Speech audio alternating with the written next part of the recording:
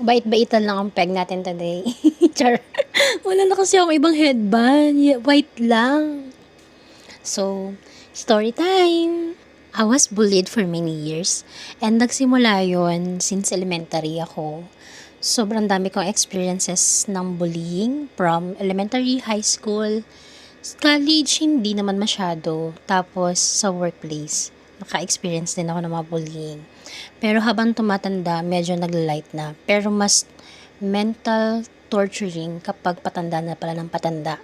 Nagsimula yun sa mga maliliit na bagay na pagtapon ng mga gamit, dumugo yung ulo ko dito kasi nauntog ako sa that was planned by my classmate na nandun na sa third floor ng building. Tapos pagtayo, yun, sobrang dugon-dugo yun. Hindi alam ng magulang ko na nag-eksena ako sa school.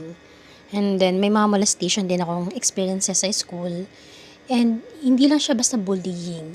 Ilang beses din ako naka-experience na bumagsak talaga ako sa subject kasi hindi ako nakapagpasa ng project. But I actually did that project and assignment. Maraming beses ako nanakawan ng notebook that caused me to failed. Kasi diba, mga 90s student dyan, mga sulat-sulat kayo, nasusulat kayo sa mga notebook, ang dami pinasusulat ng teacher. And my teacher's requirements at that time for us to pass is, magpasa kami talaga, was to submit a notebook na may handwritten ng mga pinasulat niya. And so many projects pa.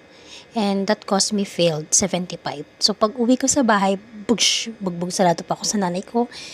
Pag sa tuwing kuhaan ng cards kasi failed ako. Wala akong projects. Tapos magre-request yung teacher na para mapirmahan yung clearance, kailangan bumili ng ganito ganyan. Wala kang pera. So, ang dami ko talaga experiences ng bullying, molestation, kaya may mga hinawakan yung mga body parts ko, mga mental torturing experiences in life. Sobrang dami ko niyan. And one thing na na-realize ko, for many years, I'm 33 right now, you have to learn to speak up. Hindi ka talaga dapat nagpapabully. Sabi ko, I'll speak up and I won't allow other people to do anything to me na hindi naman necessary. And as long as yung truth ko lang, ilalabas ko siya. It will sounds paninirang puri sa iba, especially kung guilty sila. Magiging paninirang puri lang ang isang bagay kapag hindi totoo. Pag walang katotohanan at puro kasinungalingan. Pero, kung hindi naman ganun, you're just speaking up your truth and your stories. And I learned a lot from those experiences in life. Kaya, I'm choosing to be this kind of person.